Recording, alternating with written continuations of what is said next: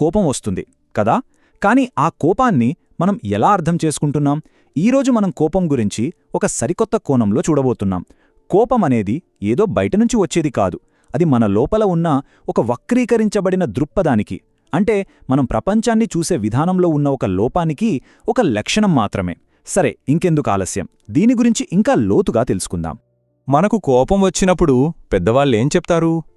1 నుంచి 10 వరకు లెక్కపెట్టు, గట్టిగా శ్వాస తీసుకో అని. మనం అందరం ప్రయత్నించుంటాం కూడా. కాని ఒక్కసారి నిజాయితీగా ఆలోచించండి. నిజంగా కోపం కట్టలు తెంచుకుంటున్నప్పుడు ఈ 10 వరకు లెక్కపెట్టడమనేది నిజంగా పనిచేస్తుందా? చాలా సందర్భాల్లో అస్సలు పనిచేయదు కదా. ఎందుకో ఇప్పుడు చూద్దాం. ఇలాంటి టెక్నిక్స్ అన్నీ కలుపు మొక్కల మీద మందు చల్లినట్టనమాట. పైనున్న ఆకులు కాసేపు వాడిపోవచ్చు, కాని వేరు లోపల బలంగానే ఉంటుంది, మళ్ళీ చిగురిస్తుంది. మనం చేసే ఈ కోప నియంత్రణ ప్రయత్నాలు కూడా అంతే. తాత్కాలికంగా ఉపశమనం ఇస్తాయేమో గాని అసలు సమస్య వేరులోనే ఉంది. సో ఈరోజు మనం ఆ వేరు దగ్గరికి ఎలా వెళ్ళాలి, దాన్ని ఎలా పిగిలించి పారేయాలో తెలుసుకోబోతున్నాం. సరే, అసలు విషయానికొద్దాం. అసలు పాయింట్ ఏంటంటే, కోపం అనేది జరిగిన సంఘటన వల్ల రాదు, అస్సలు కాదు. మరి దేనివల్లొస్తుంది? మనం ఆ సంఘటనను ఎలా చూస్తున్నాం, ఎలా అర్థం చేసుకుంటున్నామనే దానివల్లే వస్తుంది.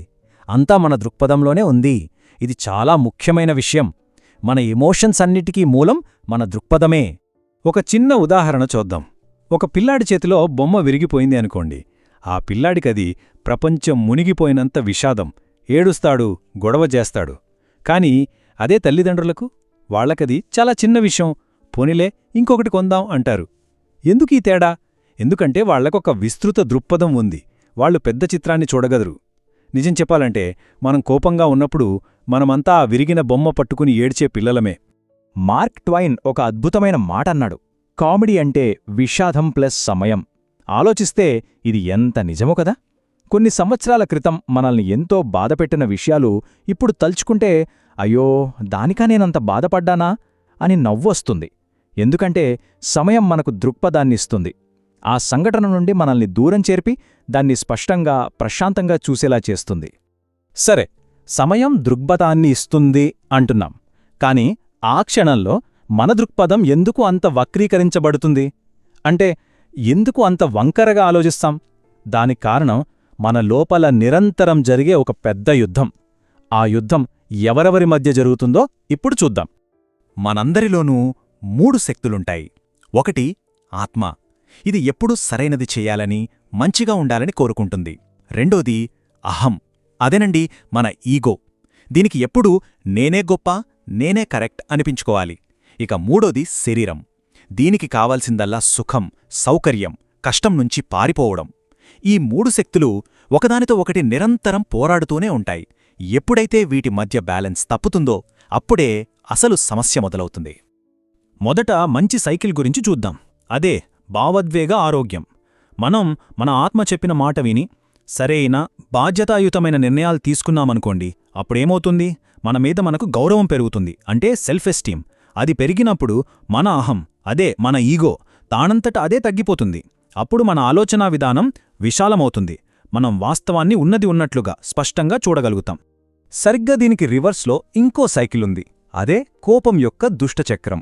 ఇక్కడ మనం ఆత్మను పక్కన పెట్టి మన అహం లేదా శరీరం చెప్పిన మాట వింటాం, అంటే బాధ్యతారహితంగా ప్రవర్తిస్తాం. అప్పుడు మన ఆత్మగౌరవం దారుణంగా పడిపోతుంది. మరి ఆ దెబ్బతిన్న ఫీలింగ్ను కవర్ చేయడానికి ఏం చేస్తుంది మన ఈగో?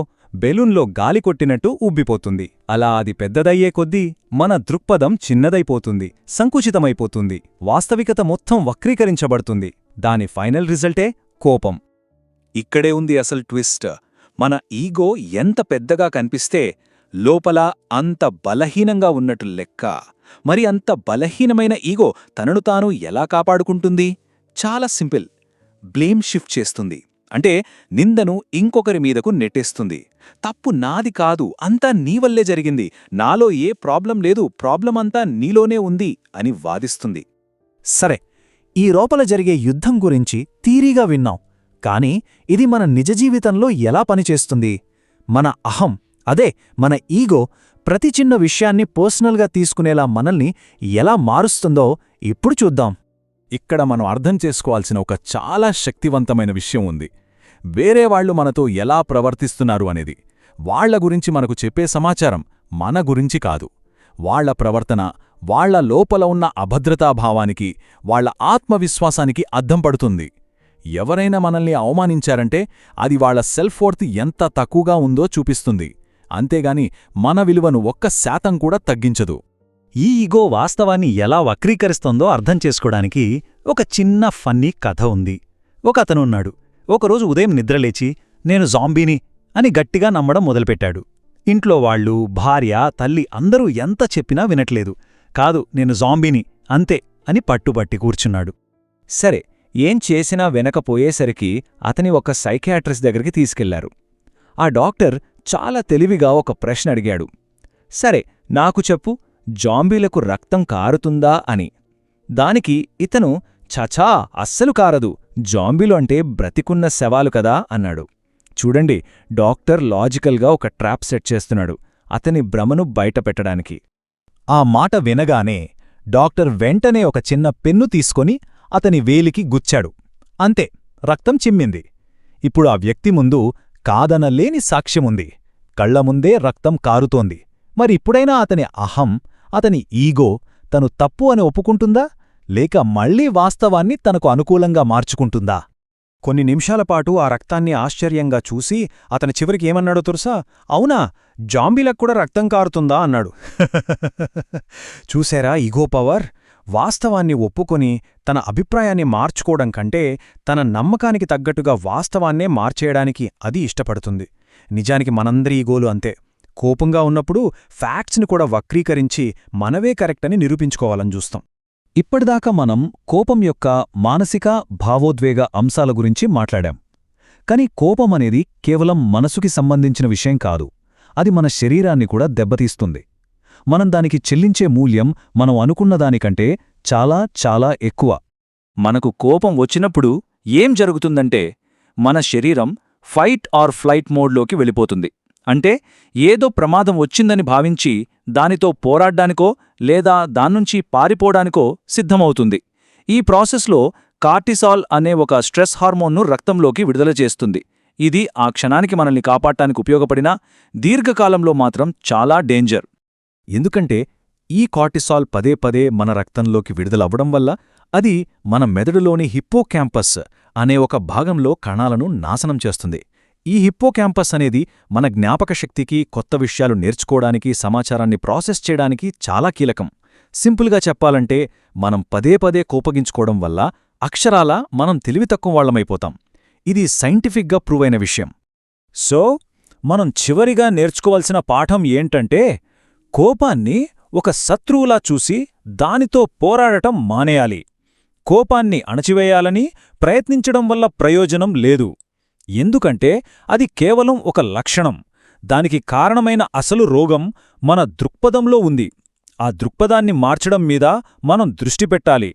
సమస్య ఆకుల్లో కాదు, వేర్లోనే ఉంది.